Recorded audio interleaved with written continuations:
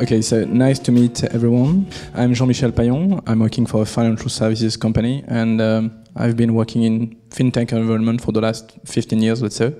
I'm involved in FinTech in two aspects. First one being obviously working for a company that is a kind of FinTech. Obviously, I'm not there representing this company, so I won't disclose the name of it. And beside that, I'm helping, I would say, and mentoring some startups company in that sector, mainly in the UK. And we'll touch upon this in a couple of minutes, I guess. The reason why I'm mentoring more companies in the UK than in France so far. Well, I get the mic to Cédric. So yes, hi everyone. So I'm Cédric Teissier from Finexkap. I'm one of the co-founders and CEO with Arthur, who's going to be introduced just after. We've been FinTech entrepreneurs, both of us, for the past 5 years, 4 or 5 years. We set up a first company called Pailhon, which was a marketplace for private equity funds, which was basically the expertise we had beforehand. And we started working on Finexkap a couple of years ago. Finexkap is a receivables financing business that is pretty much unique because we've not operating the platform as a marketplace rather than really a technological tool that is plugged into all the basically e-invoicing systems or accounting softwares where you can get invoices plugged, and then we take these invoices and we finance them. So that's Finexkap, and now we are a 20-person company basically, and yeah, that's about me. Okay, it's going to be shorter for me. I'm the other founder of Finexkap. Used to work at private equity before actually setting up Pailhon together with Cédric. That's it. Thank you, guys. So maybe that for those that are in the room and not only in the room, maybe that we should begin by maybe getting a scope of what is FinTech, don't you think?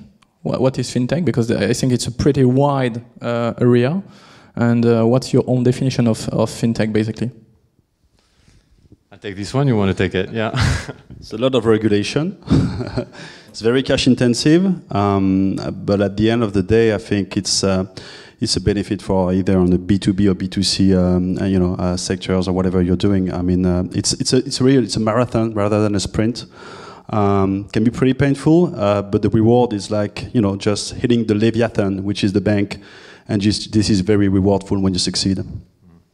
And yeah, and I mean, obviously what you say is true, yeah.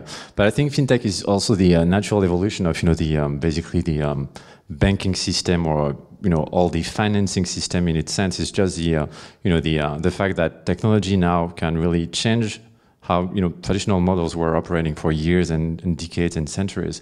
I mean, we're just at the beginning of a stage where we realize that with a little bit of technology and good spirit, and as Arthur said, a lot of resilience, because FinTech is a really complicated industry. You can build new ways of doing financing, new ways of doing payments, new ways of I mean, as people were talking about the coin, the Coin Plus, and the Bitcoin. Obviously, this is revolution in the making, because we've started basically with blank minds. That's how FinTech was discussing with Zadia beforehand. That's how most FinTech, I think, company startup is.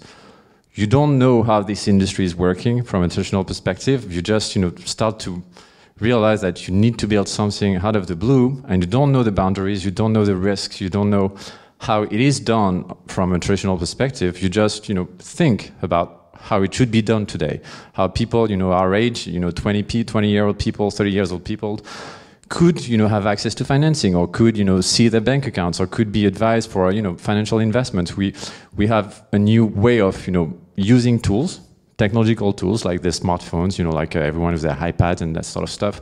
Obviously, we are in a different world from the traditional banks, and FinTech, I think, is just the fact that this technology is being used to create new ways of providing financial services. So that's how we see it. Okay, so if I summarize and understand you well, it's basically 3 pillars, let's say. First is the regulatory stuff, which is pretty much if only I knew factor, right? Yes.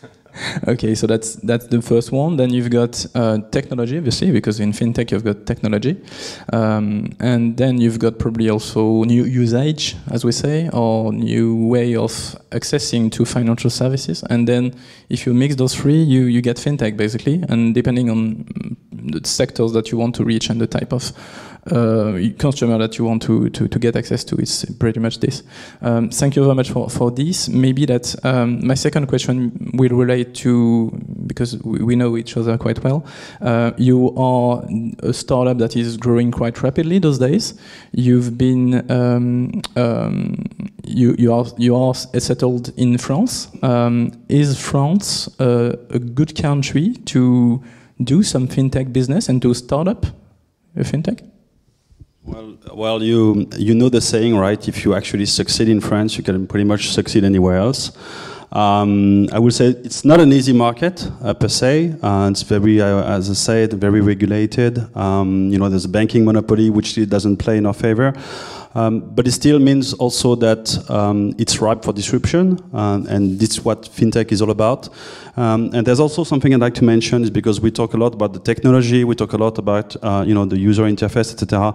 But here in France, I believe we have strong universities, strong academic research, and very strong engineers, and people who, if they team up with business-minded people, we can do really great things. So sometimes it's not only a matter of capital available, of fundraising money, of going straight forward and trying to set up a business. It's all, and it's we think that fintech, when I mention marathon, it's all about rigorous, being like rigorous in the way you actually perform your duties. At the end of the day, it's very technical. It's like it's like clockwork sometimes. It's very it's millimeter based, and you have to be able to make sure that your team control the whole processes, make sure the financial flows are actually handled in a process in a correct way. And this is a huge barrier to entry. So I would not actually forget and put aside the human factor in a fintech. And on that matter, I think we have definitely strong assets in France. Yeah. Obviously, I agree. There are actually very good reasons to start a business in France when you're a fintech company. Obviously, is the first thing, if you want to do it, is you must accept that it's a very regulated market in France. Wherever you want to go, whether it's really financing, payment, whatever, is going to be super regulated. But you need to accept it. That's something that Arthur and I, from the get-go, we accepted, that it would be very capital intensive, it would take time. We would need to recruit a lot of people that cost really too much money to us, but that's part of the game, because you're getting into a territory where basically your competitors have $1 billion of balance sheet. So yeah, you need to be we are discussing that also with Ed. You need to be credible, and you need to have something which can actually compete with them. So if you accept it's regulated and you play the game, it's a great country, because obviously the barriers to entry are very big. If you manage to get past the regulations in France, you need to execute. Obviously, it's like every startup is just, the class 101 of the startup company, but you're in a good situation. The market is really big at the same time, because not a lot of companies really get past the barriers. For example, what we're doing with Arthur, it's really an advantage for us. We're the sole company doing that service. We have 14 competitors. They are all banks. We're the sole startup company providing that type of service. So it really helps a lot for us. So that's one of the key reasons, why France is good. The reasons for which it's complicated, it's because fintech in France is not yet really widely known. When you talk to investors, a fintech business model is usually very complicated. It's regulations. The business model can be tricky. When you're doing financing, it's really a banking approach of doing financing. You have losses. You have basically you don't look at a P&L and a balance sheet as a usual startup. You look at it as a bank. So when you talk to VCs, for example, they're not used to that. They're used to I'm really gonna have probably VCs not gonna like me, but they approach it as a typical B2C startup where you have metrics that are normal, like the lifetime value of a customer, that sort of stuff. Doesn't really play out in most fintech scenes. So it's complicated for that. You need to go abroad. We actually needed to go abroad to get financing. Let's be honest. We started Finexkap 2.5 years ago. We needed to raise a lot of capital to get going, because we needed to have licenses. We need to recruit a lot of people. So we need to have investors. Really complicated in France. So yeah, I mean, at the same time, we were, we were accepted more easily in the UK, in the US, where people have, more, knowledge and are more versed into the fintech scene. But if you really manage to get access to investors, however you have access to, and you accept the cost of the regulations in France, I mean, we're definitely happy to be here. And now we know that we've probably we're probably in a situation which is going to play a lot of advantage to us. Well, thanks for that. I will maybe ask you a question, maybe for those in the room and those that will see the video, because indeed you've been one of the pioneers in the industry in France, on the fintech industry. So, because you launched yourself in 2 years and a half ago, Dinosaur, yeah. So maybe what kind of advice would you like to have been given 2 years ago when you launched it, and that could be helpful to someone else those days? Or do you think that the environment just simply totally changed and that is not any more valuable for someone? But I mean, we can be frank, or we cannot be frank. I mean, to be frank, if people had told us how difficult that would be, we probably would have thought twice about doing it, because it's really been about resilience. I mean, we've been in situations where we didn't have any cash left and investors were not willing to play money, and we had to pay salaries 2 days later, basically, and not our salaries. So it's been really complicated. So if people had told us, you're going to be into a bumpy ride, we probably would have thought twice, honestly, and we say that usually. But the first advice that we would say is really, and I always say it now because we've been wrong about it, we actually needed to pivot, is accept the regulations. Don't try to be tricky, don't try to play it, like I'm going to be, some sort of beta version without any license, but I'm going to have traction, and then, once I get traction, I'm going to get VC, and then I'm going to apply for the license. No. If you need to have a lot of capital from the get-go, go seek it and go seek the licenses. We've not done so. We actually were put in situations where we realized later on that it was the best way to go, but we didn't start like that. We started as, yeah, let's do it, without any license, and we're going to see how it plays out. Was a bad decision. We lost money on it. So that would be the first advice.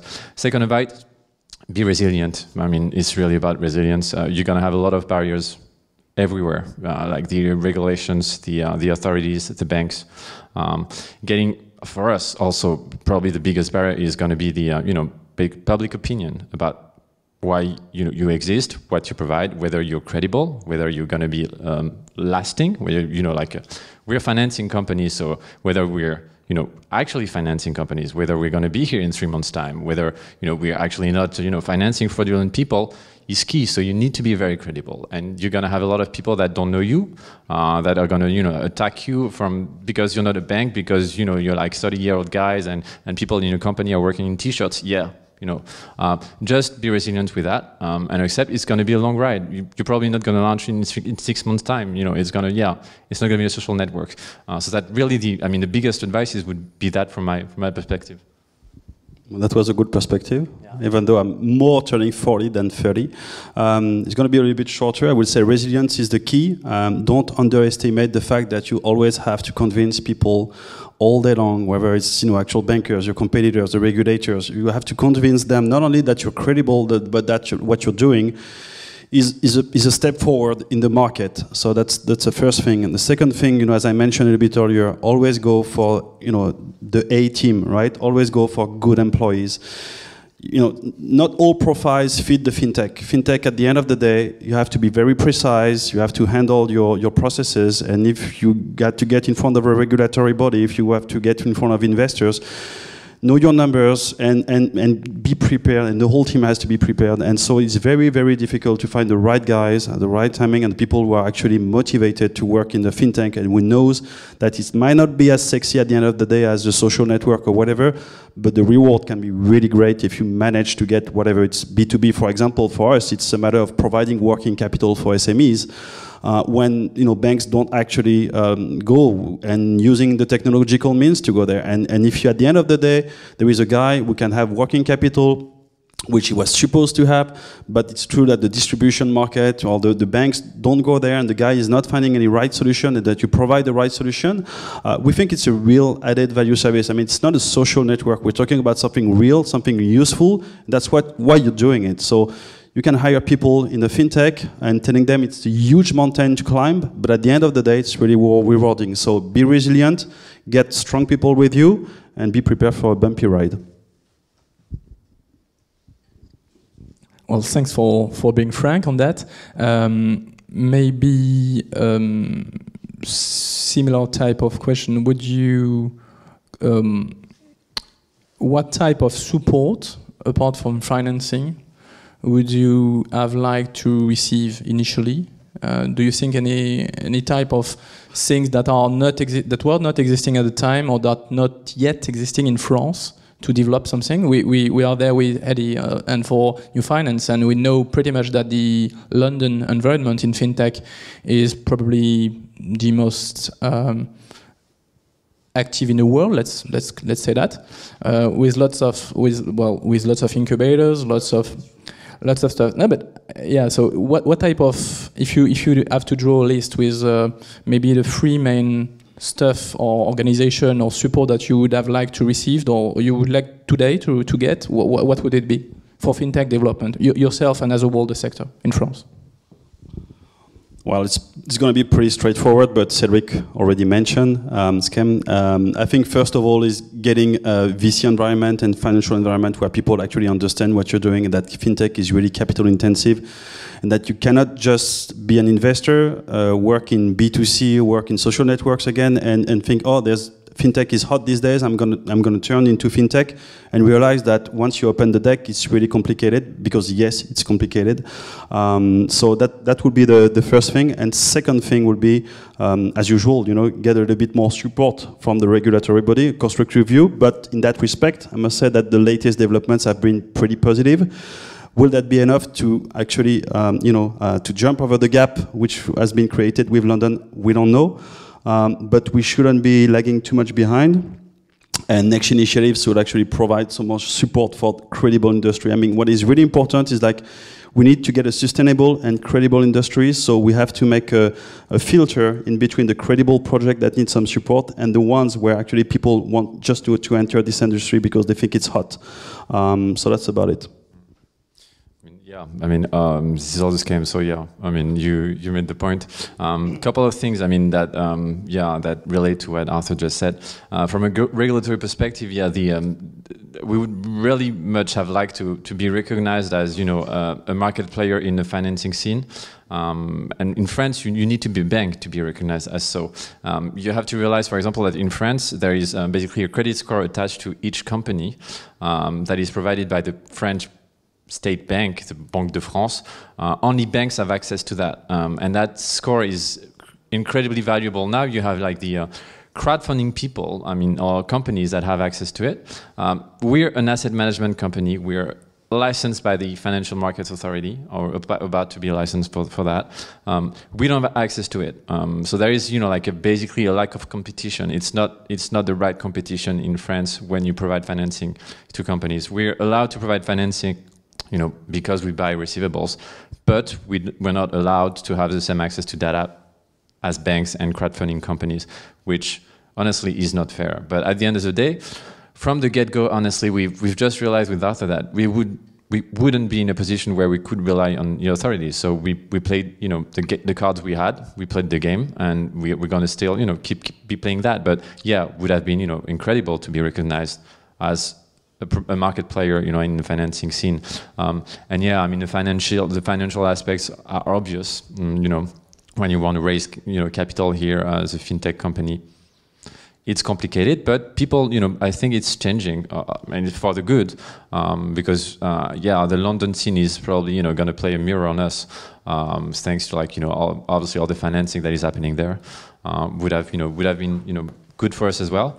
And something that all startup companies have, in terms of difficulty is hiring people. It's really complicated to hire people when you're doing fintech companies from time to time, because what you're doing is not as sexy as being as in the next Facebook, or as like providing something which is funky, and you have the swag, and you do flip flops or whatever. Even flip flops are the future, but eventually, would have been better. But I think that's all startup companies operating in niches or industries that are not as sexy as social networks, even if it's a very big generalization.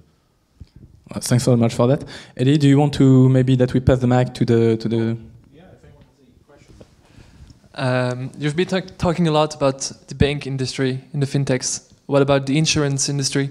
So you're probably maybe not experts on it. That's maybe why you not mentioned it. But we've seen lots of improvements, especially abroad. I'm not talking about France here, but we've seen some of them. So what's your point on the insurance industry? Well, I can pick this one if you want. Yeah, sure. No, it's true that in fact maybe that it should come back to the initial introduction regarding fintech. What is fintech and what type of industry does it address? Indeed, it addresses different type of usage and it can either replace or complement or whatsoever different type of incumbents, what we say. So basically banks, insurance, it can be mutual fund, it could be whatsoever. So for the insurance, I must say that at least in France, it has been a little bit less fashionable so far, but we have some obviously interesting initiatives in that space. We probably all of us knows about the AXA Seed Factory, which is a pretty much interesting initiative led by AXA, which is a corporate ventures fund, which is trying to build up something in that field, which is pretty interesting. Again, I'm not myself an expert on insurance, so I won't tackle that one, but I guess that if you have a question on this, probably that you've got an idea around that. What's your own vision about it? From my point of view, I think you've been talking a lot about the regulators. I think one of the big points in France as well is that the banking lobby is pretty strong. And it's probably one of the big issues when you're creating startups in that sector. On the other side, I think the insurance companies and the mutuals as well are probably more open-minded. Where I work, we work a lot with insurances, companies and banks. And when we have to, make those companies meet startups, it's really easier to do it with insurances. First of all, they're going to listen to them, and sometimes they also are going to make contracts with them, like actually, buy their products or services. And it's one of the biggest challenges when you're a startup, I think, to be like, if you're going to be wanting to sell to big companies, you have to get, in their restrictions, like they want to only buy products from companies who are wealthy, who have a nice financial stability. And I think that the insurance companies are a bit more daring on this topic, and they sometimes, when they really need the product and they're really convinced that the person who is providing it is good and competent, they're going to go, pass all those restrictions and actually make a contract with him. So I think maybe we should add them in the topic just because they probably redeem themselves, and yeah. Yeah, but that's another Everest. That's another Everest to climb. It's not going to be us, right? Yeah. I mean, that's very complicated. Good luck with the regulations. I mean, it's going to be crazy. So, good luck with this one. But yes, there's definitely some things to do with it. Want some things come? Don't you think that that's really one of the issues, which probably being the supplier of a bank or an insurance company is probably something that those corporate funds or the banks would be happy to do, because you're providing them services. Now, if you look at what you did, you did a full stack company, which is actually competing for the clients, and that's, I think, a whole different issue. If you're providing services or data or an add-on, they'd be happy to. If you go head to head like you did, and you're actually taking customers away, that's going to be one of the main issues. We believe that's what we saw on our end on the retail space. I mean, it's a good point, and that's why the initial question of Jean-Michel was actually a good question. Is what is fintech? It's fintech can be like a quasi bank because you're basically doing the same thing, but you don't have the same financial resources, you don't have the same team, you don't have the same burn rate. You're doing it differently. But you can also be a fintech company providing a services which is an add-on to banks. Obviously, they are very different companies. It so happens that all the companies we've worked with Arthur, the first one, this one, have been really like full stack companies. That's what we like. We actually like the fact that when you talking to a customer of a bank, you're not a bank. This is priceless, and even in today's, obviously in today's markets, it's priceless. When you talk to like millennials people, you're not a bank. Wow, it's great. They like it very much. So we play the card. That's when I say we played the cards we were dealt with. That was part of the game. But yes, one of the points that we see is there is obviously like all the banks setting up like investment funds to look at the fintech scene, like the BBVA, the HSBC, Citigroup. They now have all dedicated venture funds for the fintech scenes. My take, but it may be like a long take. My take is they very much like to have these add-on services in house, so they can either kill them as Yahoo has done, for example, in a totally different world. But as a media company or website that provides like advertisements, they killed like 80% of the companies they bought over the past 2 years. I think banks may want to play that card with their venture funds, and they're actually not going to probably invest in companies like us that are full stack. They're just going to, which is an advantage. They're just going to look at us because we're still going to be like just a drop of water in a huge pond. For many years to come. They're providing like trillions of dollars. We're not providing like billions only. We're providing nothing to them. So that's a good advantage of fintech. You can be a huge player in a very huge market and still not be anything troublesome for the banks. We like that. We like that very much. I think in fintech you're doing a pretty good job if your banker is pissed, right? So that's the whole point. Well, thanks for that. Maybe that might be the conclusion of tonight's event, I think. Thank you very much, Arthur and Cédric, for sharing your insight about fintech. Thank you. Thank you.